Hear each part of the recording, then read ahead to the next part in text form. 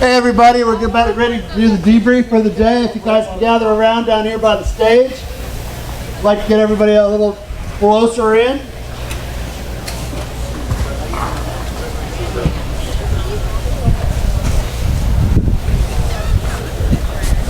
Let me get the guys out of the bar too. We got bars out here. I mean, it is that big. Come on, guys.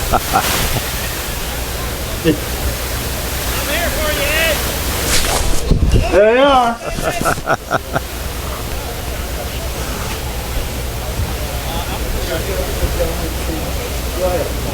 Okay, my name is Randy Draft. I'm the race director of this little event that we do every year. And, you know, I want to apologize. Every year we said I have to apologize for the weather. It's been like this all winter long here, I want to let you know. It's another typical day in Charleston. But I think for you racers, you kind of found out it was a little bit shifty and a little bit dicey out there today. So we're lucky to have, on behalf of Quantum Sales, Ed Baird here to demystify all those little shifts today and make sense of the current and all that stuff. So, and he was a little perplexed today too after when he came in. So it should be a really great presentation. I'm going to get Ed started. Thank you very much, Ed. Thank you. Thank you. Thank you, gentlemen. Thanks, everyone, for coming. This has been a fantastic start to this great regatta. Beautiful weather, beautiful conditions, and I hope everybody had fun today. Being out there in the chase boat and watching, I'd love to tell you that it was really obvious what to do. But just, as I said to Randy earlier, just when you think you had it figured out, it would change. And then just when you got used to that part, it seemed to change again. And I know you guys all know what I'm talking about. In the morning, we had this outgoing tide, and there was a little bit of breeze coming more from the southwest, almost west sometimes.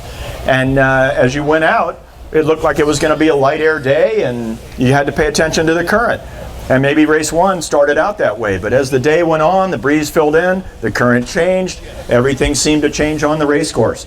So we tried to bring to you some of what happened on the race courses today. We've got some starts, we've got some weather mark roundings, and we're going to talk a little bit about some of the things that we saw out there on the water. But for me, the biggest thing that I saw today was just how large the shifts were. And, you know, it seemed to me that the shifts were the overriding, you know, thing to be thinking about. The current was valuable and important, but if you didn't get those shifts right, you could really take yourself right out of the race right away. So let's watch through Keith Brash's fantastic video for a couple of seconds here, and then we're going to go back through it and talk about some of the things that it shows us.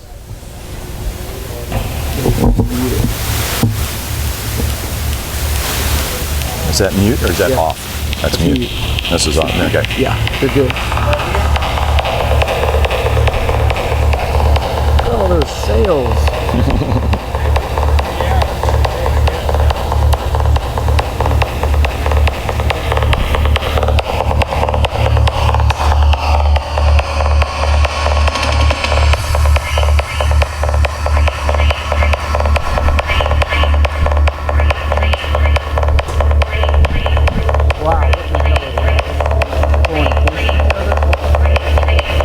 Part of a start right there. Oh my God, it's crazy.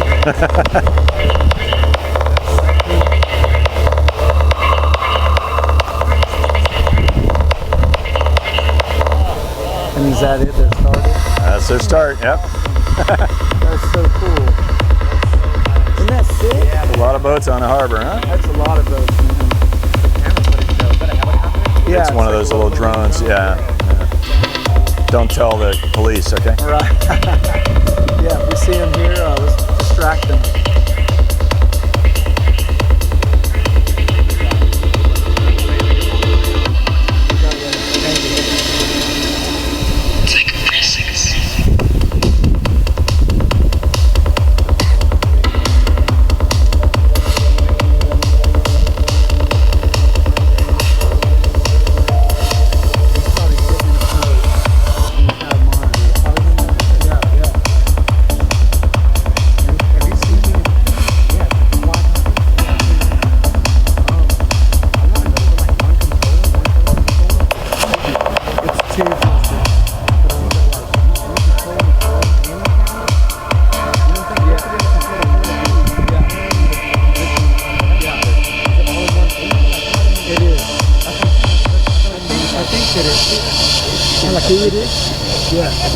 It's in my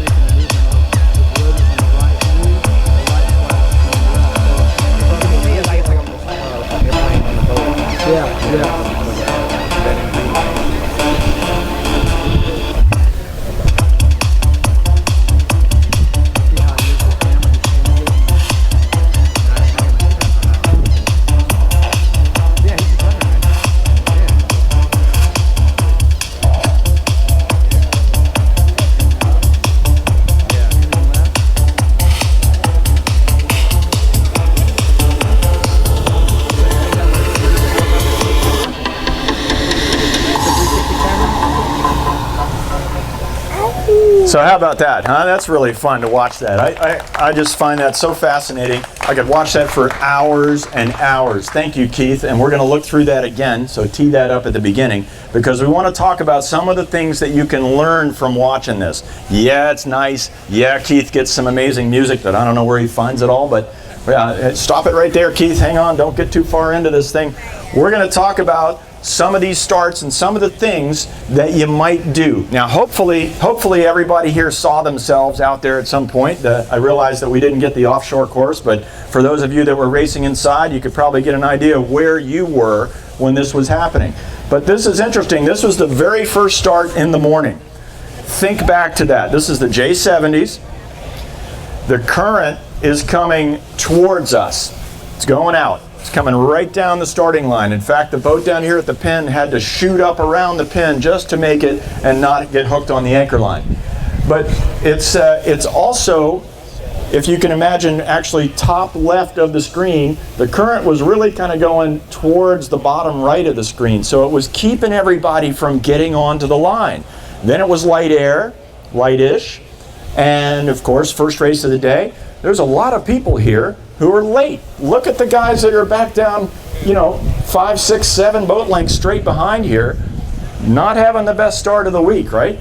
So just as a thought for tomorrow, maybe you want to get out there and do a couple of runs up to the starting line, because that current's going to be going the same way again tomorrow morning that it was today, right? It's going to be going, and it's going to go that way for about an hour longer tomorrow than it did today.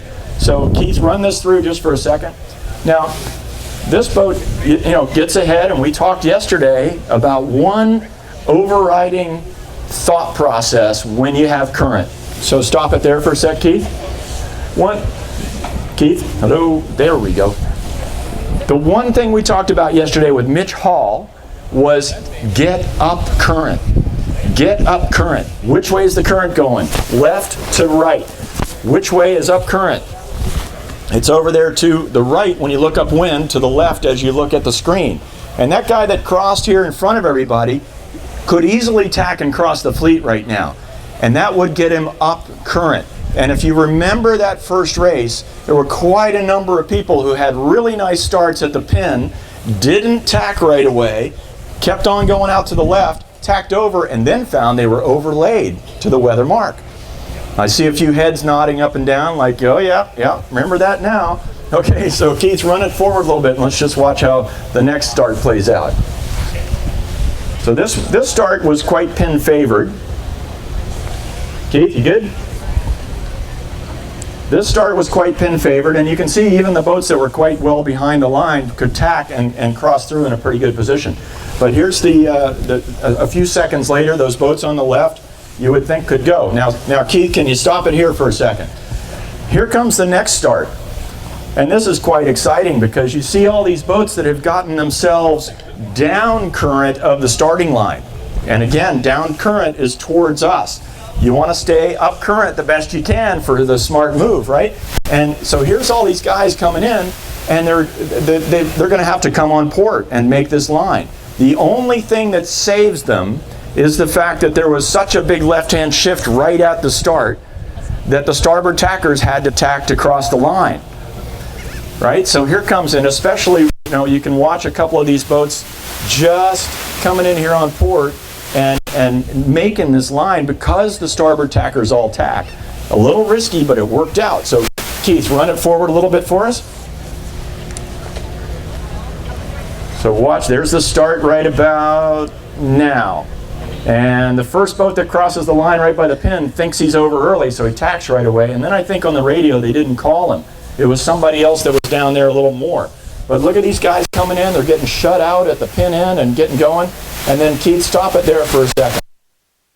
Everybody ended up on port tack. And you guys remember this from the J70 course. Everybody ended up on port, and you're sailing towards the weather mark. Makes sense, right? Big lift. And you would think, from a starting standpoint, that you would want to take the maximum left-hand opportunity as possible to get yourself off the line. The problem is, if anybody to your right gets out and gets moving, and then there's any kind of right shift, they're up current, they have more options, they can wait for that shift, and then when they get it, they're going to tack and cross you. So, in fact, that's exactly what happened here. There were probably a dozen boats right in here that are closest to the viewing camera right here, and they look like they're winning the race right now. And by the time they got 3/4 of the way up, they had overlaid a little bit and had to start reaching down into the fleet. The fleet started to sail around their bow, and then everybody got a big header, and the right-hand side came in and were able to tack and cross. So you really have to think big picture here. How is this going to play out up the race course? And for the people that started in this racetrack, the smartest place to begin that race was somewhere in the middle of the starting line, in a place where you could tack immediately and go straight on port. That gave you the option to get up current and have a chance to play the next shift that was probably going to come in. And it's a little counterintuitive. We all think, oh, you got to get the best start you can on the maximum favored end. Not necessarily, though, when you have current and when you have the shifts that are this big. Keith, go ahead and run us forward here. We're going to watch a couple of different classes start. So now here, this is the Vipers starting, I think, right? Yeah. So the Vipers go on. So just stop us there for a sec, Keith. Now, Vipers start, this was a little bit right-hand favored, and we were starting to, the current was slowing down. This was probably race 2, I guess. And the current was slowing down a little bit, but it was still there. It was still coming down the screen, so to speak. But the breeze had shifted to the left, and now it was starting to become a very, very shifty race course. So you wanted to make sure that you were on the lifted tack all the time that you could possibly do it. Here the group started way up the line on the right-hand side. They felt that that was a little favored on the right. And as you can see, there's quite a number of boats that have, the front row, and then there's a second group that's just behind that. And the reason that we picked this picture out for you to have a look at is because there's a mentality that happens right here that's very important. You got to be thinking about, okay, if I am this boat that's the second one in the picture, so I'm not in the front row, but I've got clearish air, but I'm not in the front row, I'm going to fall into the boat that's here closest to us, and eventually I'm going to get stuck. You have two options. You can pinch and try to keep your place there, or you can keep sailing normally and just deal. Now, if you pinch and you start going slower and you let these boats around you affect you, you're effectively losing VMG and you're slowing down and you're losing distance on the race course. Doesn't seem so bad because you can see everybody. But the problem is everybody is ahead of you and they're getting farther ahead. When you start a race in a fleet like this, you really want to, limit the damage if it's not a great start. You want to limit the damage as fast as you can. So you're looking for any opportunity to tack and get across and get out of there into clear air at normal speeds. The longer you keep pinching and the longer you're just a little bit off the pace, the more you're giving the whole fleet an opportunity to sail off and leave you. And you don't really want to do that, I don't think. I don't think. So let's let this play forward a little bit. Just looking for a place to tack out. Now here's the weather mark. You can see things have spread out quite a bit as the time they get up there. And if you just stop it there for a sec, Keith, another part of the race course where you got to be thoughtful And this is where the teamwork of multiple people on the boat comes into play. You want to understand a couple of things. First of all, it's quite puffy out there, so you're looking for the next puff. You want to get into the next little line of breeze. But regardless of where that puff might be, I want you to see, and you know, it's a little bit light in the picture, but for those of you in the back, I know you can see this a lot more clearly than I can. Look at the big light spot that's just to leeward of all the boats. Basically in the center of the screen right there, there's a big light spot. And I know, I watch you guys, and I do it myself. You come around the weather mark, you don't want to sail behind the first 6 or 7 boats, you want to jibe away and have a chance to gain. And if you do it right away when you first hoist, and you're in that front half of the fleet, you're going to find that you're jibing right into a big light spot, because the boats behind you are all just creating light air to leeward of them. So it's really something to think about, and it's something for the team to talk about before you get to the mark.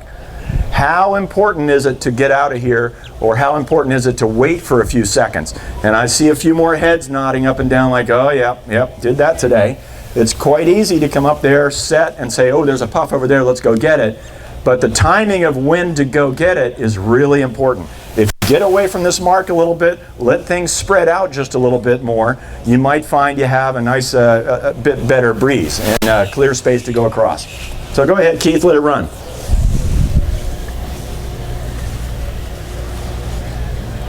You know, probably the biggest thing I get from watching these videos is I get a reminder of what I saw during the day. Here's the J24 is having a start. So if we stop it right there, once again, we have the pin end favored. And in this start, there was very little current, just a little bit coming in still. You can see the pin boat is swept a little bit towards the windward end, but the pin was favored. And, you know, here we have several different thought processes of getting off the line. Somebody had a pretty nice start there right in the front row, but this other boat down to leeward did not. Think about your options at that point. If you're in a huge left shift, this boat with the start that's not so great might want to tack and try to find their way through the fleet to get over there and use that shift. But if you're in a right shift, or if it's sort of neutral, this boat on the left with the second, third row start actually might want to get around the pin, crack sheets a little bit, and just reach down under the fleet slightly and get clear. Getting clear and keeping your boat speed high is going to be way better than getting rolled over by the boats to windward and just waiting. I'm amazed at how many times I see starts like this, and boats that are in bad air are willing to just keep going straight and stay in the bad air. You know, and for me, I'm like, okay, I know I'm behind. I know maybe I'm behind everybody. I'm in last place. But if I tack and I have good boat speed on the other tack, I'm in last place by only a boat length or 2. But if I keep going straight and the fleet still keeps gaining on me because I'm in this bad air, I'm going to be in last place by 5 lengths and 6 and 7, and pretty soon it'll be way too much to come back from. So I'm looking for my opportunity right away on the starting line. Go ahead, Keith, let it run.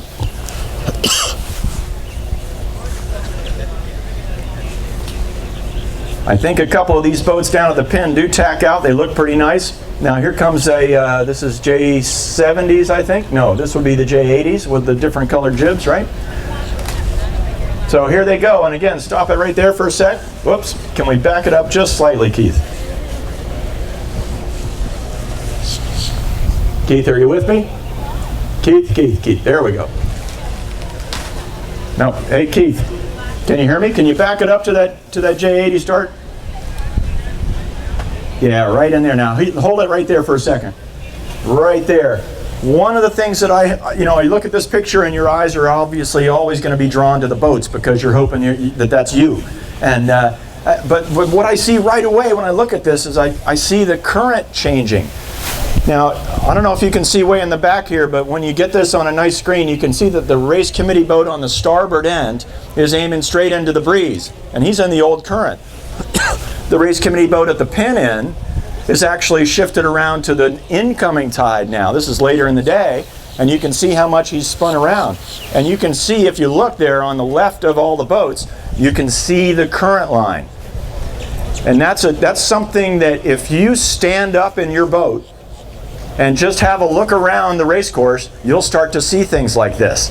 So while you're having your sandwich and your drink between races, just take a second and look around. If you'd have sailed from one end of the line to the other, you would have been able to see that one end had more current from a different direction than the other. And that might have made a difference in where you went in this race. For me, the guys that started down on this end in this race had current that was actually pushing them up the race course. The people that started at the other end had current that was actually holding them back from getting to the weather mark.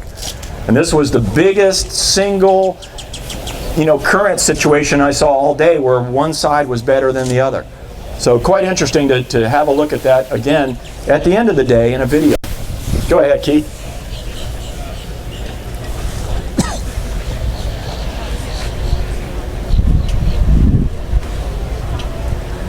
So as the day went on, you remember the current started to change directions. And starting down this close to that island, it definitely made a difference to what was going on. Here we are back with the J70s. Now, can we stop it there for a second, Keith? We've got a situation here. In this race, there were two boats that were over early. One of them, with the dark logo on the mainsail there, just kind of went head to wind all of a sudden at about 8 seconds to go and shot across the line. Now, I think they did that in response to a boat that was to leeward of them, but it looked like there was quite a big gap in there. Something that, really was the difference between getting off the line well and not. But look at the boats that are down here at the pin. Plenty of space, easy to go. A lot of us are afraid to start down near the pin because we don't want to get, in trouble and in a big fight. But look how much space there was at this start. And in fact, a number of the starts today, especially as the current started to come in, made it so that, and when I say in is upwind here, or up to the top of the screen on the picture, it started to make the pin really easy to have a nice clean start. And with as much left shift as I was seeing in the race course on the wind directions out there, might not have been a bad place to be.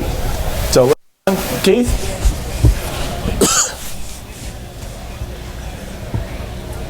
So you got to think of this boat on the right here. Should be thinking about, how do I get out of here? I got 4 boats in my air. Tack out. Here's the next start. Let it go, Keith. Here's the next start. Again, we've got that situation where the boats down at the pin look like they're pretty strong. They're looking for an opportunity. And, for me, when you can tack and cross the fleet in this sort of an environment out here, and it's as shifty as it's been, you got to think really hard about doing something other than tacking and crossing the fleet. So here comes the boats around the weather mark. You can see the big light spot to leeward of all the boats again, so definitely if you can, you want to go straight. And the boats that were going straight here got going quickly right away. Right about now is when you want to start talking about where that next puff is and how to get yourself to it. And that's what these guys in the back, they're looking for that opportunity to jive. So there was lots going on out there today. There a lot of things to think about. And we're going to send you back through this video again to think about it on your own.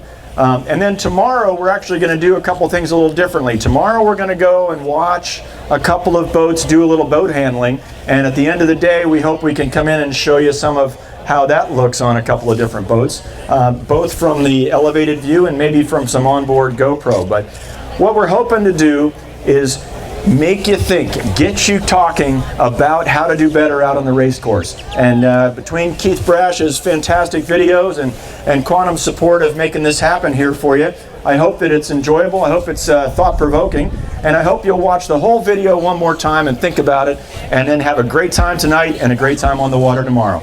Ed Baird, thank you very much. No worries.